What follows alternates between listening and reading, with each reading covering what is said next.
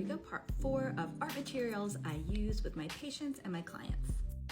So this has gotta be my favorite, but I have to admit that I don't use it very often in the mental health facility I work in just because of mess. So I bet you can guess what it is. That's right, clay. So clay is so versatile. I've had some really great experiences with people. I will use play-doh. That definitely goes over pretty well, model magic, but in my personal experience, I like to go a little higher than that. So I will use air dry clay, which is kind of like, I like to get the neutral color because air dry clay, of course, will dry almost overnight depending on climate and where it's being stored. And then you can paint on top of it. But another great tool to use is polymer clay. So I love, like, you can get these in these little tiny blocks and they come like this size. I believe I just got these at Michael's or one of the craft stores.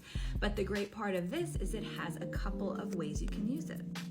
Polymer clay is great for jewelry making. That's actually how I learned how to use it. I actually took a course at Pratt Institute in New York City, and they taught us how to, roll the ball, and then actually we did a lot of cutting. And it's really cool because if now you go to like an art fair, you would see this type of material used in jewelry. But another way I like to use it is with my clients, and we do like sculpting with it. So here is one. It was a directive that I had said, this was crocodile in my vicinity. I definitely have done this with you guys.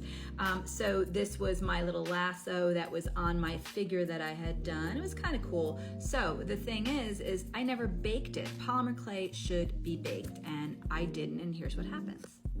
So you can actually use a regular toaster oven. Now I did used to use a specific one for polymer clay. I believe you bake it at 150 degrees, but please check online. There are specifics as to using it, but you can use a toaster oven. I personally had one dedicated for baking clay, and then it just comes out a hard consistency, and then you can add a gloss if you want to, but it does hold up pretty well.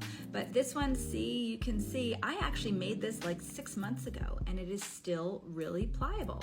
So if you leave it as is, it does not get hard. So that's actually kind of good working with certain clients, and especially ones that are repetitive, and you may want to go back to it and have them alter it so it's kind of cool to keep it soft like that. So here are the benefits of working with clay.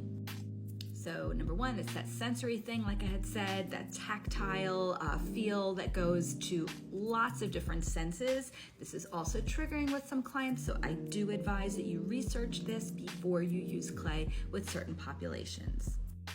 Number two is stress relief. Let me just tell you, it's that kneading thing. So think of like a stress ball. That's kind of feels a little like the clay consistency, but this is a little different. So this really, because it's polymer clay, it's a little tougher to use, but let me tell you, I am really pressing into it, and what a great way to release tension or anger. So give that a shot.